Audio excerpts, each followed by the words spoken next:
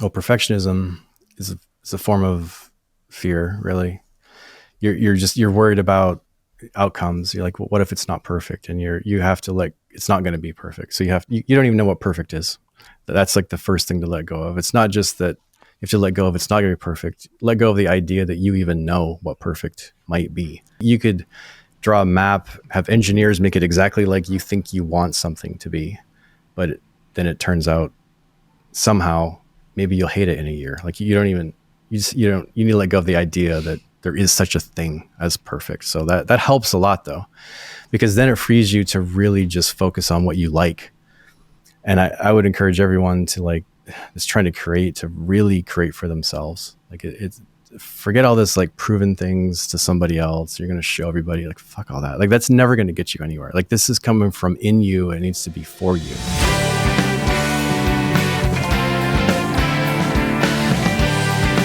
Ladies and gentlemen, my name is Benny Goodman. You're here at 2020 with Cory and Siobhán Cronin. What's up, guys? Hey, how's it going, Ben? This week is great because it's brought to you by V8 Spicy Type with, it's not low sodium. I'll let you know that. All that said, I refuse to be sponsored by V8. That shit's gross. It's delicious. I'm It's gonna like ruin, 13 I'm gonna ruin vegetables. whatever sponsorship opportunity we ever had with them. It's a reconstituted juice thing. But I'm very excited this week because we have such an amazing human being. Like, I mean, this guy, like, just the way he's just going through life, like, it's a zen way to be. And his success with all the things that he does, especially with music, but like his philosophical understanding of Randy Rhoads, which, by the way, I have hundreds of these original 80s photos of them, hundreds of them. So, like, when you say that, we're scarily similar. It's scaring me. I say to you, the man who brought you Starset, Rob Graves. And so much more than that. But yes, Rob, and I glad to have you back again. Well, let's be honest. As the unofficial Starset podcast, that's what people really care about. Starset, yeah. I've heard that rumor about you guys. Well, we left off at the end of the last episode. For anyone that didn't check that out, go listen to part 1 with Rob. A lot of amazing stories. We kind of left off at the point where, you'd been working with Red, developed your sound, and, sort of getting into the sort of full-time producer life, not wanting to do the songwriter by day thing. So let's pick up from there. I mean, where did your life take you at that point when you sort of realized that this, you mentioned you were just kind of flying around songwriting, wanting to get deeper with people, do stuff that's more intensive, like sort of long-term relationships. So what changed at that point? I don't know. There was like I think it was actually getting a bit burnout from doing a lot of writing with different bands. And I should say, like, I worked with some great bands and love the songs that I wrote with these guys. I wrote like some great songs with Hailstorm and All That Remains. And we had like number ones and all that. It was awesome.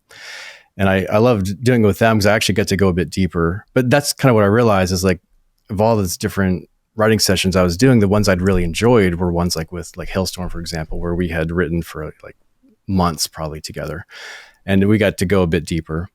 And it just sort of showed me, like, I probably want to do like something a bit different than this. I don't want to fall into this, kind of show up at 2, write a song and leave and then forget about it, and I wanted to connect a bit deeper with it. I don't know. It was just sort of a transitory time, I guess. And I wasn't, quite sure what I was going to do with my publishing deal and all this. And I just kind of decided to leave Nashville. I didn't really like the South that much. I'm from New England, grew up in like northern Maine. It's like way up at the top of Maine. And I just couldn't quite get into the South. It wasn't really connecting with it. And I wanted to get back to Maine. I had always sort of seen that happening, maybe going back. And again, this is another thing I was told, like, it was kind of crazy. Like, it's going to be hard to get artists to work with you if you're in Maine. But if you're starting a music career, I would say, yeah, it's going to be really hard to start it from outside New York or Nashville or LA. But, if you're established, maybe you can pull something like that off. So I came back up to Maine. I still had my studio in Nashville. So I was still traveling back and forth a lot, but that move, I don't know, it helped get me out of that it's, the music industry is a bit of a bubble when you're in it, because everybody you talk to is in that industry and you're all talking about the same things and the same people and you all know the same people. And it's just, when you get outside of it a little bit, you get some, more perspective, and it just helped me slow down a bit and kind of reevaluate just a lot of things, I guess, in life. And it was actually not that long after I came back to Maine that Dustin called me, which we knew each other from, I'd written with him on the Downplay stuff. Do you talk about the Downplay stuff on this podcast? On the show, we haven't talked much about Downplay, but yeah, for anyone listening, Downplay was Dustin's prior band. And I actually didn't realize that. Brock's talked about Downplay. Okay, he might have mentioned it, yeah. But the Starset fans will know for sure. Yeah, so it was a project he was doing before Starset, and we'd written together for that. And let me ask you real quick before you go on, how did he find you? Like, what did that connection look like? How did you guys get together? I think it was our publishers set it up. Well, I think he sought it out. He wanted to write with me because he liked Innocence and Instinct a lot. He liked Red. And he actually thought I might produce that record, the Downplay record, and wanted to write with me. And I was one of the guys, I can't remember who ended up producing, can't remember who did it, but I was one of the guys maybe that was going to produce it. And that's why we started talking the first time. I met him at a Fridays in Franklin, Tennessee. That was where we met and hung out. And wow, great memory. Another funny story about that night. One of the waiters there came up and recognized me and gave me a demo of his band while we were sitting there. And it was, oh my God, I can't remember his name. It's the Framing Hanley kid, the singer for Framing Hanley. But yeah, he worked there and he gave me that demo, which I didn't, I mean, it was cool, but I didn't pursue it. I guess I should have, because they became a huge band. So anyway, Dustin, and we had a good talk, and we wrote a song that he didn't cut for Downplay, but I think Maylene and the Sons of Disaster recorded it. I don't know. It was, we just became friends. And then I hadn't talked to him in a while. I heard about because something happened with Downplay where the management changed at EMI and they kind of cut out all the rock bands right before his record was supposed to come out. It was a real bad blow. And, but he just, was like, okay, what's next? And so he called and started telling me about this project he had. He just just blurted it all out. Like I hadn't talked to him in, probably a year or two. And he's like, okay, hear me out. It's like a space thing. And he starts telling me all about it.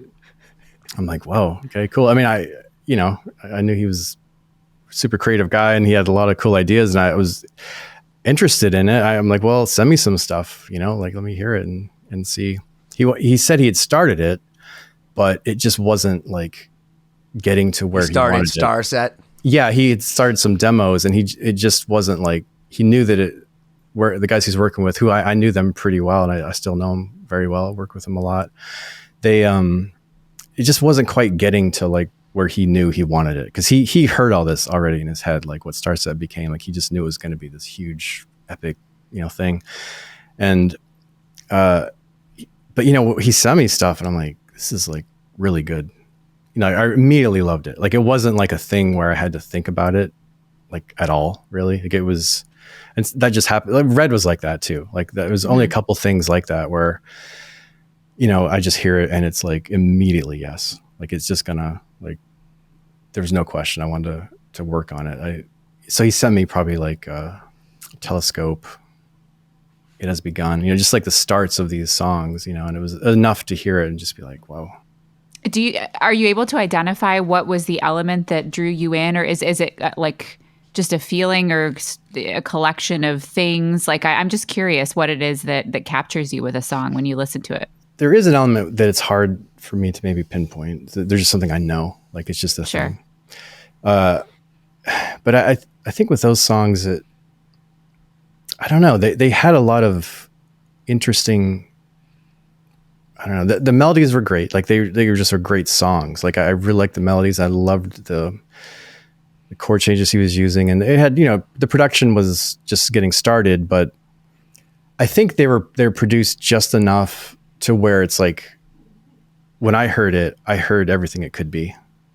Mm-hmm. It was I was hearing like pretty bare demos, but they were produced just enough to where like in my head, I'm like hearing everything. I'm hearing strings and orchestras and all the different elements we're going to bring into it. Like it was inspiring. There's like certain things I hear where I just hear like about 100 different threads I know I could pull and see where that goes. Like, let's follow that. Let's follow that one. Let's follow. And it was just full of that stuff, like everything I heard. So it was a pretty clear, like, yes, I want to do this. So, I told him, yeah. And then we, started working on it. So that happened kind of right when I moved back up here. So I was back in Nashville a lot, working on it. So wait, again, for dum-dums like me, so synopsis. So it's basically a musical choose your own adventure with Dustin and Rob. Yeah, that's a good way to summarize it. That's what it felt like. I didn't know him that well. I knew he was, good writer, obviously, and super creative. I like the idea of all of it, the whole concept that he had. And what I loved is how like he just come back from this EMI thing with Downplay, and he just wasn't even like fazed by it. Like he was just like, okay, I'm gonna do the next thing. He's so super driven. And like when you're your producer kind of developing an artist, because I've only ever worked with like Red that was unsigned. And, there's a couple other bands I did a little demo or two with and that maybe didn't go anywhere. But really, Red and Starset are the two main things I did that were not signed. So if you're going to like work with a band like that, that's going to get a deal, then you have to know that they are driven. Like they have to make it happen. And so many bands think they're going to start working with their producer and then all their problems are solved. And it's really the band that's going to have to make it happen still. And I could just tell that like Dustin was very on that course. Like he was not going to fail. Like there was no way. And I don't know, it was just great to see it. And I was glad that he asked me to do it. And once you got into the room together, what did that look like when you first dove into those tracks and started working together? How'd that go? We're both fairly dominant creative personalities. I guess when we're in the room together, and I don't know, it's just kind of like when you're writing or producing something, I can, usually, so if you're producing something, everyone's looking to you anyway. So you really need to be like on course. There's not a lot of room for like dithering and trying to like this choice or that choice. It's just decisions. Well, dithering, it's the difference between choice and like decision. So like, with choice, it's like, it might be wrong. Like you're it could possibly be a mistake to like, which thing should I do? And you have to get rid of that idea. It's just like, there isn't really gonna be a mistake. It's not like this or that. You make the decision. Like you're not too worried about it being wrong. It's a decisiveness, I guess. And he can be like that as well. So you're two guys like that. So, but there wasn't a lot of clashing really, because even though we're both similar in that way, there's a lot of trust in it. We didn't ever really need to talk about it. It just was something that we fell into naturally, where if he's saying that he wants to do something and I'm not sure about it. It seems like a weird idea to me, maybe, but I trust that he's got something in mind, and I trust that if I don't like it right away, that maybe I'm not getting it. Like there's a lot of trust that I'll put into him, and we'll pursue something. And he's pretty similar, I think, with me. Like he knows that sometimes I need to take a circuitous route around things. And it might take me a few iterations to get to like the place I'm trying to get to. And he's pretty patient with like letting that happen. And if there's something I really hate and I let him know that like, I don't really want to do this thing, then he's like, cool, we won't do it. And it's like that with both ways. It's just like, there's like this point where we reach where we'll go back and forth and argue about this pre-chorus versus that pre-chorus or this or that.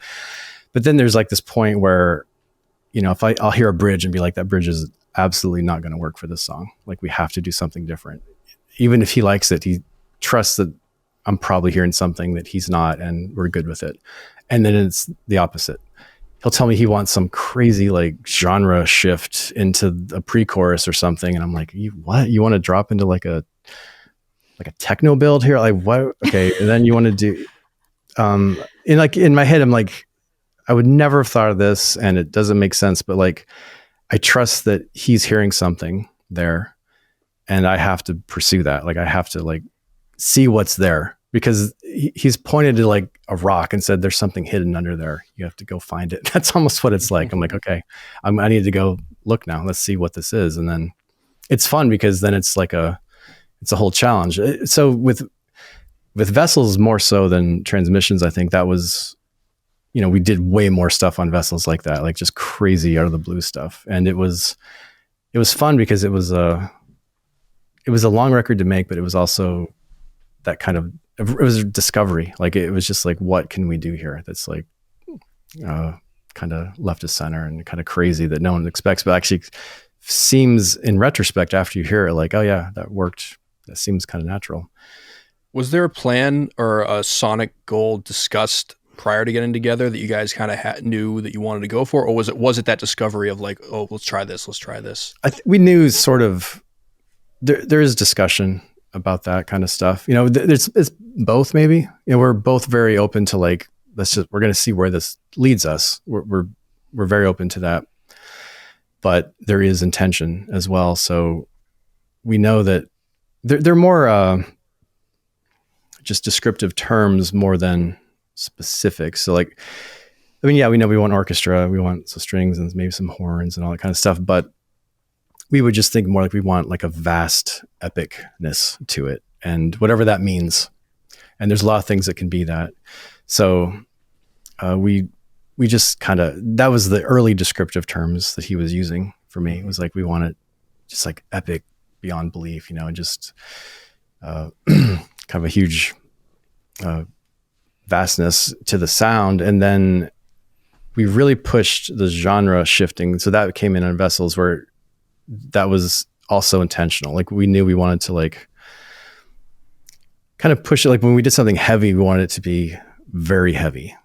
And when we did something that was kind of like pop, we wanted it to be like very pop. We wanted it to sound like The Weeknd or something. Like it was, so that was, without getting super specific of what we were going to do, it was just this general comment of like, when we do a genre shift into something else, we want it to be pretty extreme in that direction. So whatever that happens to mean for the part we're working on, we just figure it out and we just let that kind of guide us. It's like, how far can we take it? Have we taken it far enough? Can we go further? And also for me, a lot of things tend to come together at the end of projects. I'm like some sort of like a finisher with things. Like I'd like to really, things can change. Like a song can drastically change in the last like couple days. It can change in the last couple hours before I send it to mix. Even if I've been working on it for months, there's just something about that last kind of few pieces of the puzzle where it's just like a little thing that happens and it all of a sudden it's like, oh, it works. So that can be a challenge with, artists sometimes because I want to make it get done a little quicker for them so they can hear what it's going to be like, but I don't even know what it's going to be like because we haven't figured it out yet. It's like I don't know. It's like a thing where you have to just keep digging. And sometimes it just takes a while. Well, that's where the trust comes in too, is just trusting that that is how you do it and that you pull it off. And that's part of what the partnership you make, I suppose, in formulating that relationship. I think you like very eloquently, like kind of exemplified the mystique that is Starset.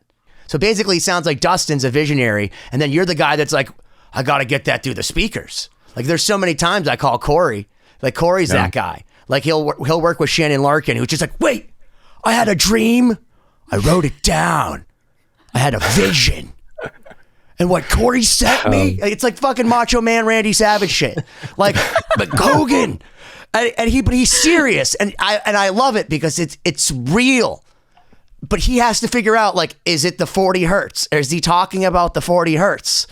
And like, that's what Dustin seems to be doing to you. And the Starset messengers and universe, like it's a universe, there's a vernacular to this band, which to me is just ridiculous. Like other than Kiss, which is just blatantly just this elitist capitalistic band, Starset is the most like world full inclusive experience 5-star resort of a band. We have literature, we have messengers, we have lingo, and it's brilliant, man. Like, hats off. I really mean that from the bottom of my heart. Thank you. It's fun. It is it's a fun process where I do want to bring all of his ideas to that place you're talking about. Like, I know how big his ideas are and what he sees for it. And I really want to like surprise him. That's the thing. He's not easy to surprise because he expects a lot. So, whenever I can get that reaction from him, it's always very good. When I get like the text, like, holy fuck, like whatever thing it is. So yeah, that's like my kind of goal. I want to like push it that far. And he gives me a lot of license too, to do that. He's like, he wants to push me and see what I can do. Like, what crazy shit can I think of and all that. So yeah, we just learned to speak each other's language, I would say, over the years. Yeah. Well, speaking of crazy shit, I want to ask you a little bit about strings because, I think as someone that comes from the classical world, and I had done some rock playing before, but then joining Starset and like, getting the stems and learn all these stems. And like, I've always, everything that I've heard of the stuff you've produced has been like so incredibly like surprising and like weird in a good way. You know what I'm saying? Like everything is just like not what I would have thought would have been there, coming from where I come from, but then it works so perfectly and it adds all this stuff. And I'm just curious, you mentioned obviously loving strings and you had done that with Red, but like, where did you develop that skill of writing or thinking of something that is so perfect but unexpected? Because it's, it's got kind of a classical vibe, but it's edgy enough that it doesn't necessarily fit. It's got that kind of like, it wants to kind of push you a little bit, Well, yeah, thank you for all that. But some of it honestly is probably from not being trained like you are. It just might be. So being trained is my biggest indecisiveness. My biggest mistake in life is going to school. I mean, yeah, there's not exactly that, but No, I know what you mean. You never let your schooling get in the way of your education. Yeah, it's and basically that can be a challenge. I don't know. It's just what I think that. Okay, so first of all, I do work with.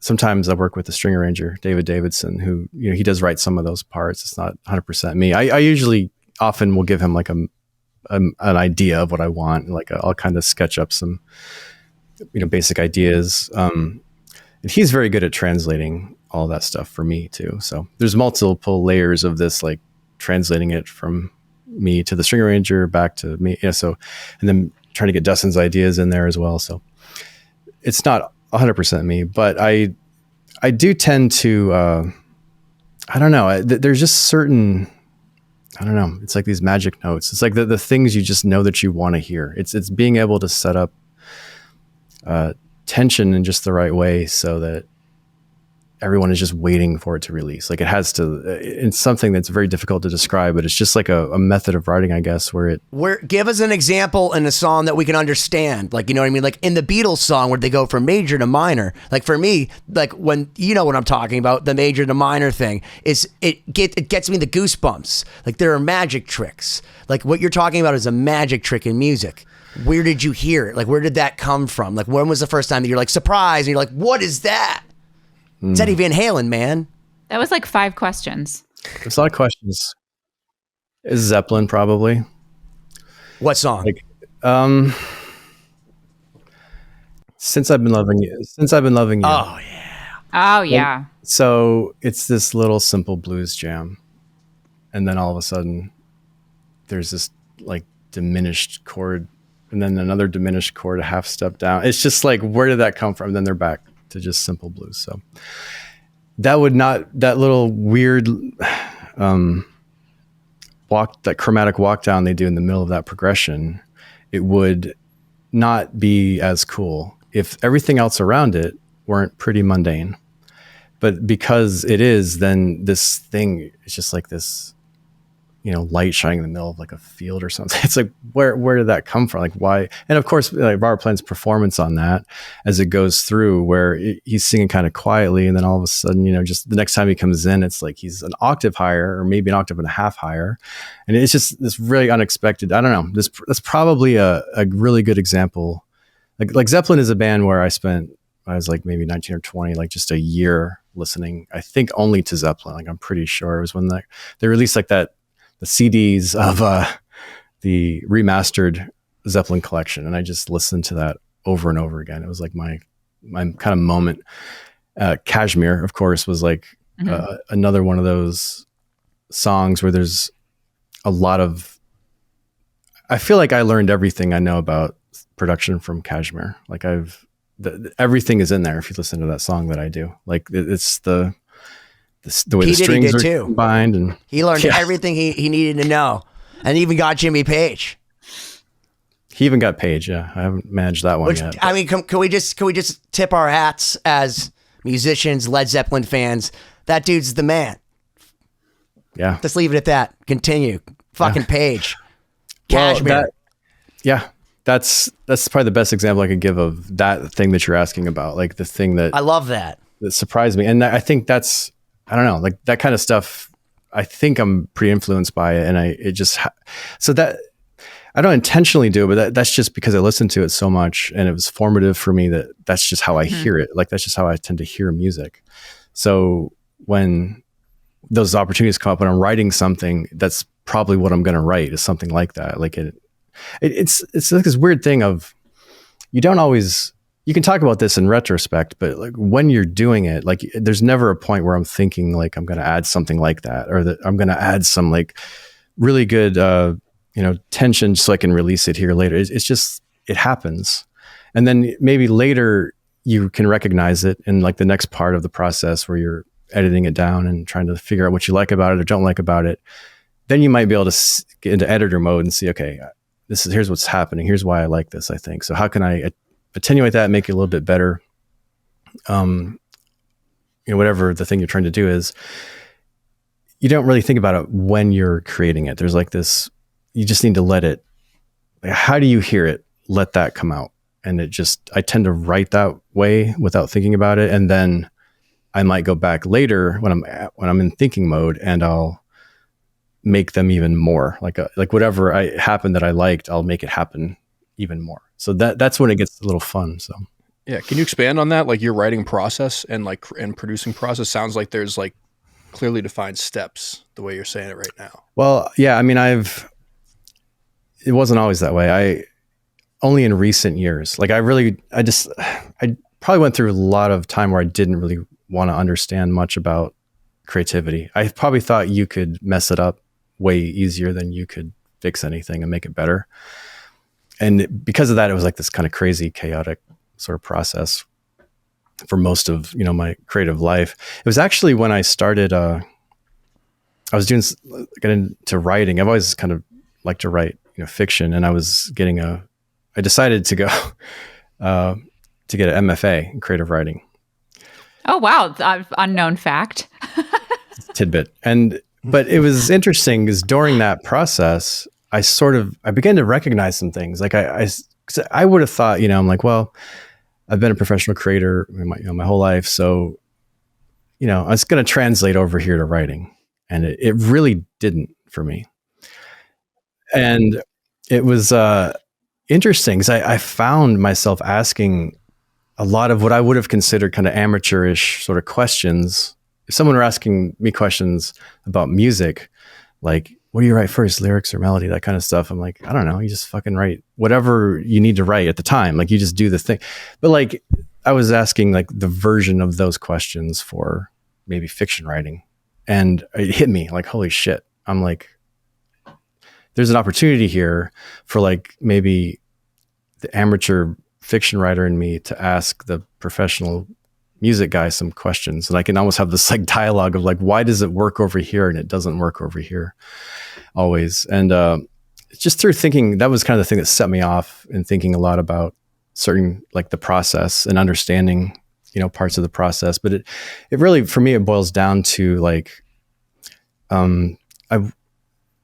there's an initial creation moment where you really want to be out of your head as much as possible. You don't want to be thinking. You want to like let it sort of, you want to guide whatever's happening. Like if a good example would be if you were sculpting maybe and you're using wood, what's the grain of the wood suggesting to you that this piece wants to be?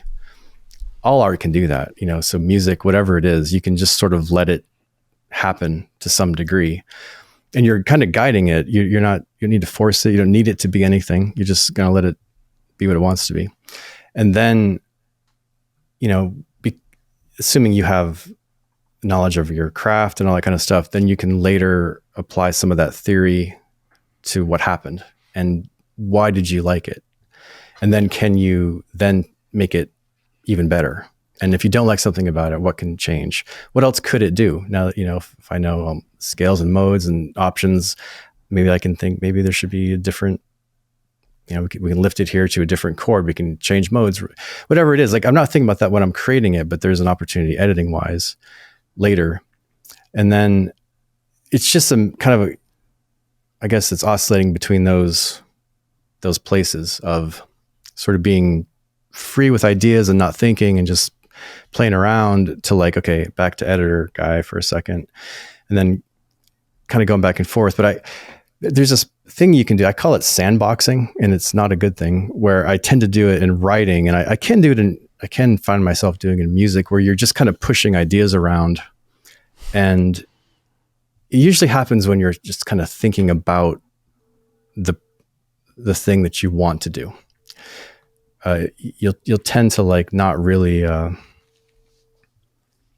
be actually doing anything. You're just thinking about what you could do. And this is where the choice thing I talked about earlier comes in, where you're just like, which thing should I do? And you're just pushing around options. So that's why I call it like the sandboxing thing. So you're not really doing anything, but it has this feeling that you are, but you'll get stuck there for like weeks, months, sometimes years on something and not make any forward progress. And like the real thing that you kind of realize in the process is that it's whatever question you have, the answer is always in the work.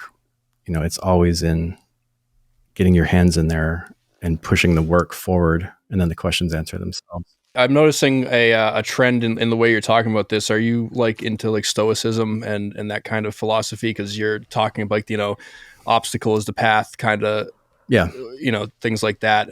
Yeah, not specifically stoicism, maybe, but yeah, like Zen philosophy is very much a part of it for me. It's like a, you know, there's not really a mistake that can be made here. You just sort of, you know, and once you realize that, you're free to not have to worry about it. But you don't need a certain. It's like an inquiry is the thing I would describe it. There's like I think there's this idea of creating that it's supposed to be hard, and it's like, well, the war of art. So it's a war. It's passive aggressive manifestation. I'm calling it back. Like that's what you do. Like because you are a mystic, bro.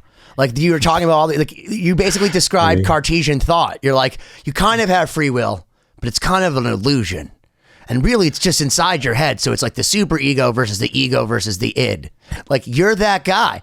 And I know why Dustin can work with you, because that guy's like, he's like, his CPU's working on like 13 different, you're just in the cache. And we talk like about this stuff a lot. Yeah. We have these You're like floating over your body, like astrally projecting yourself to the Starset universe. And you're like, bro, listen, what if we do this in Dolby Atmos? You basically pull this manifestation out of you. You're like, I don't know how it works, but I've worked with enough geniuses to go and do this. And if I could do this stage and I know that I push things around the sandbox, but if I can focus the laser beam and I can get a guy like Dustin excited, if that's just my goal for today, to get him excited or surprised that we can get to this next level. And at that level, we can start building it to the next level. And like you have this process, and it is like a very specific linear thing for you, but it's also mixed in with this level of Zen that like he said as stoicism. I can understand that too. And like I said, Cartesian thought, the whole concept that you really have, you know, it's like, I'm not going to edit it to a grid. And then it's like, I feel uncomfortable. You know what I mean? Like, so what are you going to do? You know, like, what are you going to do, bro? Edit it a little bit, like, and You're like that Venn diagram of that, I feel like. Well, maybe. I don't think about it that much, or in that way exactly. Because to me, it's I know. To no me, one thinks that way, man. To me, it's pretty. It's actually it's simple. Like I know it sounds like it's maybe complicated, but it's weird because it actually takes a lot of maybe thought and work and complication initially to finally arrive at the place where you see how simple it really is. It is just that simple of doing it. Like I think that everyone looks for a secret or something, and it's like there isn't one. That's the secret, though. Like there's nothing. Like as long as you think there's some like kind of question that can be answered about whatever it is you're doing, if you think there's an answer to it, then you'll spend all your time like looking for that answer and not doing the one thing that's actually going to find you the answer, which is doing it. Which is Rilke talks about living the question. That's what it is. You don't ever answer the question, you live it. You just say like, I don't know what the right thing to do here is. Well, there isn't one really. If you inquire into that enough, you'll see that there's no actual like answer to the kinds of questions that we tend to ask about creating. And we all have the different kinds of questions we ask. They can be simple ones like, which thing should I do first, lyrics or music, or should I do a bunch of songs, sketches, or do you finish one song first? Like all those kinds of questions don't have answers. Like there isn't like a way to figure out an answer there. You can waste a lot of time worrying about that kind of stuff. But like as soon as you see past that, because you inquire into it deeply enough, you just move forward. You just have to, you see that there's no answer. So why would I waste my time thinking about it? And that's what living the question is. You just sort of like, you just keep going. You do the work, and then those answers kind of manifest themselves as you go, and they can only be answered that way. So it's actually the simplest thing that it could be, but it takes a lot of inquiry to get to that point of seeing that, Well, and it takes a lot of patience too, because I feel like the majority of musical types are also pretty neurotic in one way or another. And I think it's hard to find peace with that willingness to let that time pass to discover that, because there's always the anxiety and worry of like, oh, well, I have to do something. And but kind of the crux of it is that's part of what you have to do to get to what you need. So it's difficult to reconcile that. Yeah, it's I didn't really do this for most of my career. It's only been the last like 4 or 5 years. And it really only happened because of the writing thing where I'm like, oh, I see that there's a disconnect here. And that made me really want to understand it. I'm like, well, why would I ever feel like I want to do something creatively, but not do it? Like I refuse to accept this idea of that's just how it is. And there's something called resistance of, well, fuck that. I want to know what it is. What is it? Why is it happening? And it was this inquiry I had into that really showed me like, oh, we're just talking about fear, and fear of a lot of different things. It's ultimately it's fear of our own, finitude. We can't do everything, and we're limited by what we can do. So everything is sort of this manifestation of that fear, and we have all these beliefs about that our work might be bad or might not be good enough, or we have all these ideas that we want it to be. And what if it's not that? And that just we get so wound up, but you can, if you are willing to, you can go into all of that and see how it all unwinds, and that there's no point ever in like worrying about an outcome, because you can never possibly control it. And even if you could control it, you don't know if you want that outcome. The best thing in the world. Control what you can control. Yeah. If you can control anything. I don't know if you can. No, that's a great piece of advice. My aunt used to always tell me, you don't worry about what you can't control. Whereas my anxiety all the time wakes me up in the middle of the night from a dead sleep. And it's just like, here are all the different things that you can't control. So I think that's it's a very important skill in life to be able to circumvent that. Like, absolutely. Yeah. It's a life thing. And it's also a creative thing, it is, but it's a life thing as well. Cause it applies to everything, and it makes things easier. I think I have like, I don't know. I feel for artists who want to create and don't, or can't for some reason. Like they just can't get it out of them. That's why a lot of the things I talk about on social media, like I'll just give these little, tweets or whatever, just about like, this is what's going on. Like you're spending all your time worrying about things that you shouldn't be worrying about because you can't control them. So there's no point, all that kind of stuff. It takes a lot of inquiry to understand it though. With your philosophy and your disposition, and it's such the opposite of many artists that I know personally. It's just my own and I just wonder, like, how much of a role do you play in the studio with these people as therapist and kind of like more of an emotional producer? Yeah, sometimes. I think that, again, I did not live most of my career this way. I was sort of the thing you're talking about, like, really needing to control the process. And it's funny because, ultimately anything good that ended up happening was in those rare moments where I was able to just let something go and it emerged by itself. But then there's all this unnecessary, just like, you're just getting in your own way when you're just like trying to control this thing that really can't be controlled and worrying about things that, can't really be worried about to any effective end. So you just get in your own way. But I realized, like, all the good things that had happened were in those times when I had just sort of let them happen on their own. I didn't necessarily do it. But it took me long enough to realize that, where, I don't know, I probably haven't been in the studio with a lot of bands, since I kind of came to some of these conclusions and understood it as well as I do. I think that, or at least in the way that I do now. But, the role of the producer is always somewhat that, I've always wanted to make sure the bands feel like I've got it under control. And in a weird way, I always did. I kind of always knew, like, we're going to finish it and it's going to be great. And we always did. And we always made it good. So, yeah, there is certainly some of that. I think it'll be interesting to, work with some of these bands again under new conditions, I guess, where I feel like I'm a bit more, I don't know, just in control of, in control of not being in control is really what it is. At peace with not being in control, yeah, I suppose. That's a better way to say it. Yeah. Well, I guess, not to change gears, but this might be a good time to talk about some of the solo work that you've done in your own compositions and, some of the projects that you've released on your own. And how did those come about? And, did it kind of coincide with some of this change of thought that you've had? Tell us about that. Right before COVID hit, it was throughout 2019, I started doing just some piano improvisations. And it was definitely like a thing where I woke up and had the idea one day, like, I'm going to just improv a piano piece and then put it on YouTube. I didn't even have a YouTube channel, so I had to make one that day.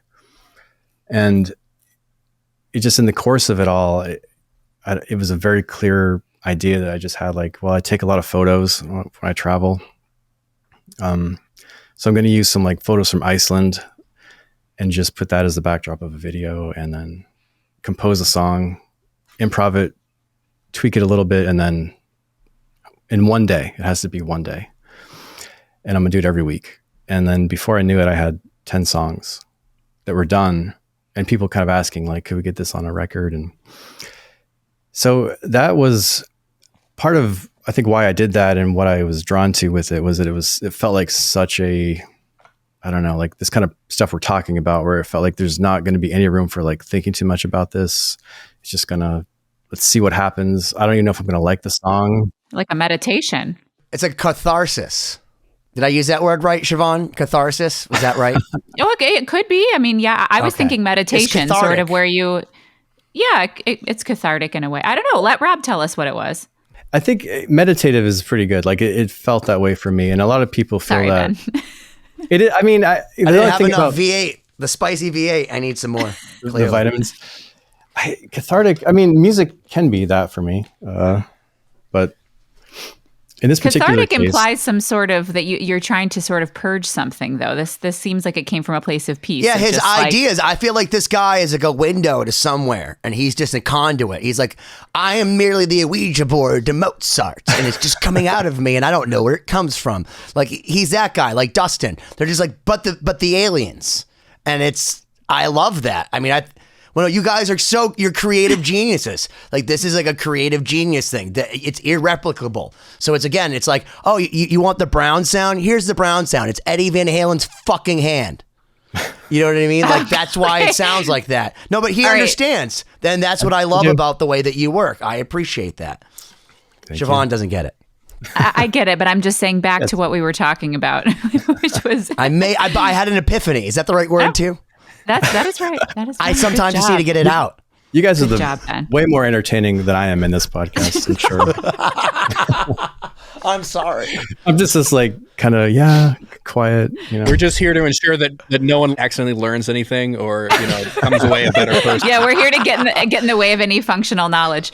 No, but that's very cool. I mean, to decide that you want to do this in one day, just like as a challenge, I guess, and you put it out there, and then you've amassed, some songs. So what happened from there? People wanted it on a record. And I thought, well, I did not have intentions of releasing it. I guess I wasn't thinking about being a solo artist at all, really. But enough people liked it, and I continued it into another series. So I released the first record was called Solstice, which ended up being like 13 songs plus some extra bonus versions. And then I've recently released another one called Embers, which is the same idea. And I'll have another one coming up soon called Midwinter. That'll be out like next year or something, late this year maybe. But in the middle of all that too, I conceived of I wanted to do like a bigger solo project that was, I don't know. It was just something that like, I thought, well, almost like all the stuff that I put into the productions of like Starset or Red, but without the band part almost. It's like, what if I just did a record that was sort of like that? Like it was the big epic strings and all like the programming, all that kind of stuff, but it just was like minus the rock band. And I had this idea of a project for that. I called it Gods Martyrs. And the EP of that I just released earlier this year, but I spent probably maybe 3 or 4 years writing and working on those songs. And it was one of those experiences where it challenged my creativity a bit in music, where it was like trying to find the right sound for it. And it was, that's why I liked it actually, is because I knew that if it was like pushing me up against a wall a little bit to like kind of taking me kind of the edge of what I could figure out, then I knew that it was probably something that was going to be like pretty cool. So yeah, it combines a lot of orchestral and symphonic elements with more modern, programming. And then there's kind of I've stumbled on this kind of cool thing where it's just, I tend to add like a lot of almost atonal like distortion into it that acts almost like a vocal. It's hard to describe, but it's, that's been a fun project. And I'm actually finishing that up. There's an EP out now, but I'll release a full record of that this Atonal summer. distorted vocals. Well, it's not a vocal. It's actually, it just almost fills that role. Like you just hear this kind of, everything's sort of, so there's symphonic stuff and strings, and it's all sort of structured, and there's a loop. And then all of a sudden there's like this thing that comes in. It's like this kind of whiny distortion that almost doesn't belong there. It's like the thing that's like, It gives you the disconcertion. doesn't know what note it's playing exactly. It's not really following the rest of the guys. It's just doing its own thing. And there was something about that I thought was really cool. It just felt like an unformed creation thing. It's like the thing that hasn't quite decided what it's going to be yet. And it's bending around notes. And it just, there's something about that sound that I'm like, oh, that little thing is really going to tie all of these songs together. And it was like a weird moment when it hit. And I get that sound a few different ways. I've done it with a guitar and a bow before, and I've done it just on synths and just a lot of cool different ways. But that's I don't know. There's just like this, sometimes I get ideas that I know that I can't maybe always put into the songs I'm releasing and producing for other people. And there's like an overflow sometimes. And that's a lot of what these songs, I guess, have been. It's just like, well, I want to do a little bit more. That's what I was going to ask you, because I was wondering about the difference in your experience between a collaborative project where you're kind of getting feedback from somebody else or ideas versus you on your own. So I was wondering, but that's interesting that you put it that way. It's kind of an overflow rather than a sort of completely separate self-guided thing. It is self-guided. I say overflow in terms of like the ideas I get, but it's, there is a difference though of working with artists and working as the artist. I find it's, I don't know. I can't quite pinpoint it yet, but I do view it maybe a little different. Like there's just something about when there's almost a time when I wish like someone else could produce these things. Like it's like that's what I was wondering. Yeah, I knew that's what you're asking, and I feel that way. I'm like, oh, it'd be kind of cool, but I get that from like my mixer a little bit. You know, like he'll change things, but yeah, there is. I've come as I've gotten older to really appreciate the input of others. I think that I always really wanted to do it myself before. And there's just this like magic that happens when like more people are like coming together and doing something. And there's influences and ideas and inspirations that I just would not get by myself, you know, or you can try to manufacture them, but it's not the same. You know, you need that kind of pushing each other, but it's probably why that took like 4 years to do the EP. So yeah. Speaking of taking 4 years, and you know, we can answer this in terms of your own stuff and you know working with other artists. But I know just from looking at your Instagram and the videos you posted, like you tend to have very dense projects and a lot of tracks and everything. And when you're doing something like that, especially your own stuff, how do you know when you're done? When I can't think of anything else to put on it. Yeah. That's dangerous with Lost Symphony here. Yeah. There's always something else. Yeah. Almost that in a way. I don't know. That's a great question. I've always just known, I think. The projects are dense in two different ways, I would say, first of all.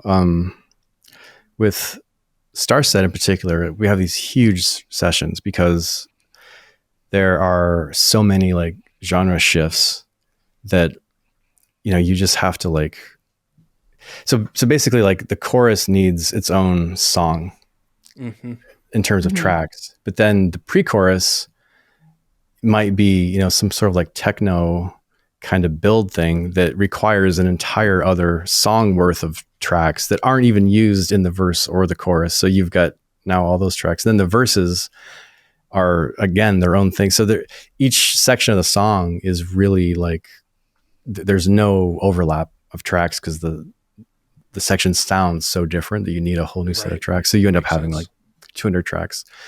They can be dense, just, you know, all within themselves as well. But yeah, I don't know. I mean, I think there's elements I'm looking for in each section, and then I kind of know when they're met. You know, I think that's something that a lot of younger producers and songwriters, I think that's like the first struggle you have, especially when you're starting to write out, you don't have a body of work behind you. So the first few things you release are very important to you. And I think that there's like this thing, it's like, well, do I need to add something else? Or should I re-sing this chord? Like there's like this kind of hesitance to put that out there. And, you know, obviously at this point in your career and with your philosophy, you're a little more open to letting things go. You know, as we wrap up, can you speak to that to someone that maybe is still dealing with that pressure and to like make everything perfect? Well, perfectionism is a form of fear, really. You're worried about outcomes. You're like, well, what if it's not perfect? And you have to like, it's not going to be perfect. So you don't even know what perfect is.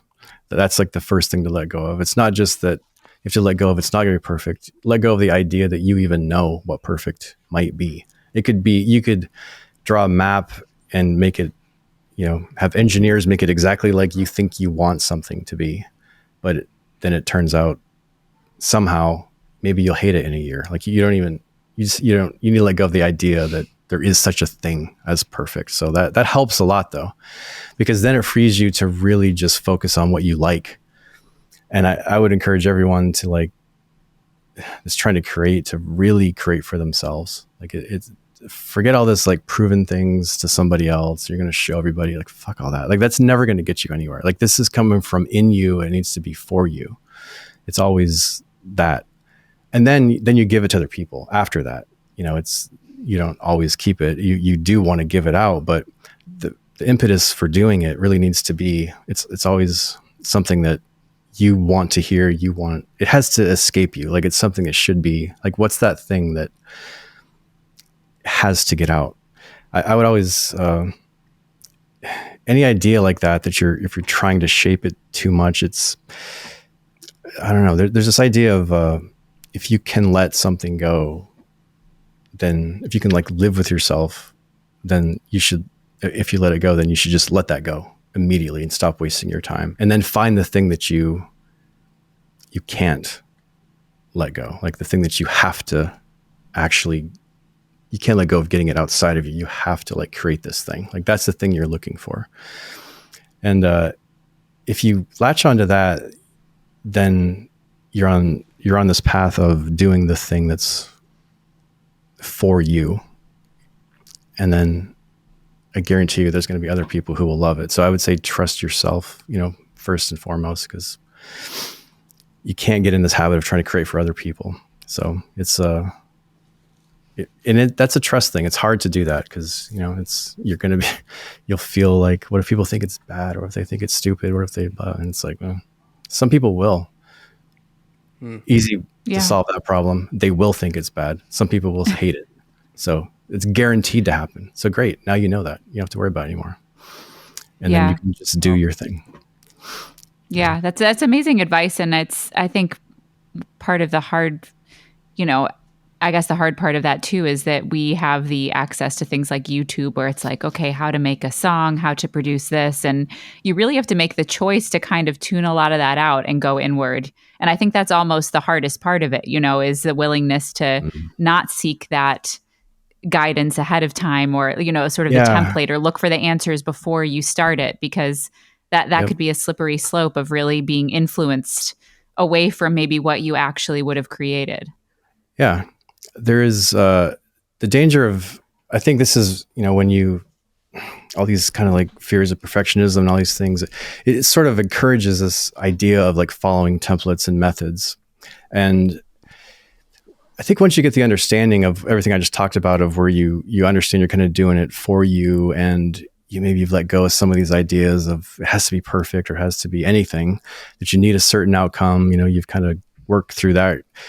Once you're there, then you can look at that stuff, but you're not necessarily doing it for a method or a template. You're maybe just thinking of like, is there maybe a best practices? Is how I would view it. Like there's obviously things, like if you want to learn if I want to learn to, say I want to release a piano record, I have to obviously learn to play piano. So there is some element of you can learn things and you can improve your craft. But I view those things as more like, what's the place you're doing it from? Like, so if I'm looking at all these things of how to produce a record, how to do this, like, am I doing it because I want somebody to give me like a method or like a paint by the numbers kind of thing? Or am I doing it from a place of, I can learn things, I can improve my craft. There's a craft element to this, and there's a mechanics element. So am I just doing that? That's fine. Of course you have to improve your craft. There's nothing wrong with that. And then you can take what you want, leave what you don't want, and then you can make it your own thing later. So I think there is a way to look at methods and look at all that stuff where it's just from the place you're doing it from. Like once there's no secret, there's no real thing they're going to tell you that's going to be anything other than you got to do the work and get it done.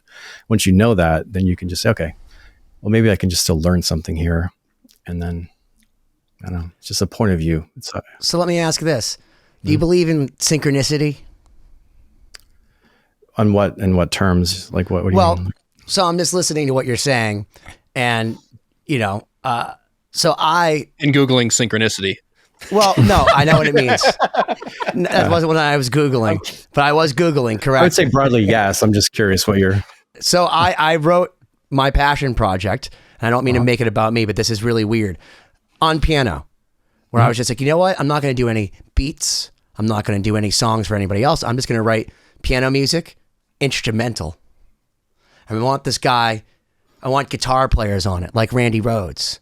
I get this guy, Jason Costa, to come down and play drums. And he's like, my guitarist, Ollie Herbert that I'm pretty sure you know, came down. Oh, yeah. And he's like, hey man, I love what you're doing. Why don't we put strings on it? I met this girl. She plays strings. Really? Yeah, backstage. I heard her playing Vivaldi. You did? Do you think she'll come to Boston? Maybe. And I literally put together this band where the presupposition of it was no vocals, none of that constraints. Take the Kashmir route, and instead have the guitars and all this virtuosity, but not unnecessarily. And let's put strings with metal and go from these crazy classical, super dramatic stops. And that's what Lost Symphony was. And that's our connection, is Ollie Herbert and Siobhán. And I met them completely serendipitously, which is also the word I'm using. You can look, I use synchronicity correct and serendipitous. I looked them both up way ahead of this episode. You get 100% on this exam today. But do you not, I think it's amazing that you wrote this piano thing and that people wanted it. And then meanwhile, like that's what I'm trying to do with Ollie Herbert. That's how I met him, and God rest his soul. So it's just a strange synchronicity. I used it right. And I just wanted to point that out and say, I'm thankful because the only gold record that Cory and I have is because of Ollie. And it was because we were working on this silly project, and then we ended up walking into All That Remains. So it was really cool that, that's the only time I even got close to your level of bubble bobble. So cheers to Ollie. Well, Ollie, I wrote a bunch of songs with those guys, and I absolutely, I'm never surprised when those things happen. I expect them to happen pretty much. Like I think that's sort of how it works. Like that's the idea. We need to send him the Lost Symphony records, just so you know. Like if you're willing to listen to him, please. He has. I've sent him some. He's listened already. But we're going to send you the records if you like records. Yeah, they're beautiful records. Just the printing and all of that. They're the vinyl. Yeah, actual records. Like he actually talked about it in the period of time that you didn't show up at the beginning of the episode, so you missed that whole part. But I am blown away by those records. I just would like a chance to say, like, the stuff you guys do is like. When you sent it to me for the first time and I heard it, I was like, geez, this is like, the guitar work is insane. And the string, everything is just, it's incredible. It's like really like, I heard so many things. So I'm not surprised at all to hear all this stuff about Randy Rhoads and all these things, these commonalities, because I heard that and I'm like, okay, well, this is somebody that speaks like my language here. So. Well, a little side note is that you actually inspired me in the writing of the strings on those, because as I was in the studio, I'm thinking, oh, what happens in some of the Starset strings that I really liked, And so it challenged me to be bold and to pick the weird note and to do something that was surprising. So all the things that we talked about. So it kind of comes full circle. So believe it or not, you're a part of Lost Symphony too. Oh, wow. And here's the crazy thing. You have to send it to him. So we haven't released it. But we did a cover of Over the Mountain.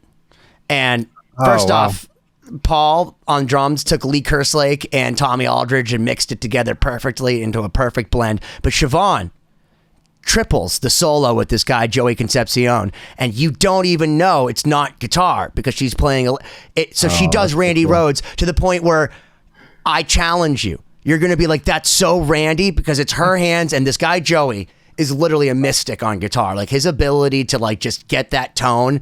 It's like his hand is a Kemper. It's crazy. So, but we're going to send that to you because I made her learn Randy Rhoads. I'm like, please just do the Randy Rhoads, just do the solo. She's like, okay. And she learned the Over the Mountain solo because she was asking people what solo she wanted to learn. I was like, if you don't learn a Randy Rhoads solo, in particular a deep one, because everyone learns Mr. Crowley, do Over the Mountain. Yeah, we'll send it to you. Yes, you have to send it to me. And there is a lot of... there's a lot of overlap there anyway. Just I was thinking about this actually today. Just you're playing a lot of the parts that I probably had some hand in creating in the studio, and then you're out there playing them every night for all these people that get to hear it. You're the way that they get to hear it. Things that I might have written. So there's is a cool like synchronicity there, to use your term again. Yeah, absolutely. Of how it goes back and forth. I love it. Yeah. Very cool. Synchronicity, the theme of the show. Yeah. Rob, Thank you for hanging with us. The amount of things that I've learned. I thought I was going to learn more about vocal chains and compression, but I learned more about myself. I feel we'll like have to do another one if you'll talk about that. We will. We'll do a continuation. Yeah, I do. I didn't miss it. Let me just put it that way. I think that you've dropped a ton of knowledge on this episode that people are going to be able to take away. I certainly appreciate it, and we're going to be checking out your music. We're going to have links to everything below. I love it. Yeah, and for everyone, check out Rob Graves. Yeah, to check out your socials and your website. Listen to your music. Yep. Obviously to all the Starset fans out there, I'm excited that you got to hear these episodes. If you didn't hear part 1, go back and hear it. But yeah, Rob, I mean, you're a true philosopher, creator. All the words that Ben would like to use that I'm stealing from him right now. It's such a pleasure to have you on the show, really. Thank you guys so much. Yeah. Cool. So check out 2020-d.com, guys, and we'll catch you next time. Subscribe. Well, I mean, less is more, and bigger and more established mixers know this. That it's really kind of about getting stuff in good shape, figuring out the arrangement. I mean, like the editing that you do before you even start mixing is going to make the rest of it better. And when people, have like too many ingredients for the soup, and they're like, well, I have to put everything in there because I have this stuff, that creates problems. There's LostSymphony.com, everyone. I was going to say, check out our new song has 135 tracks. How many layers of trombone did we put on this last week? Was it 10? Yeah, I was just editing that today, actually, and there's so we did not heed that advice. The flute was good. The flute was good.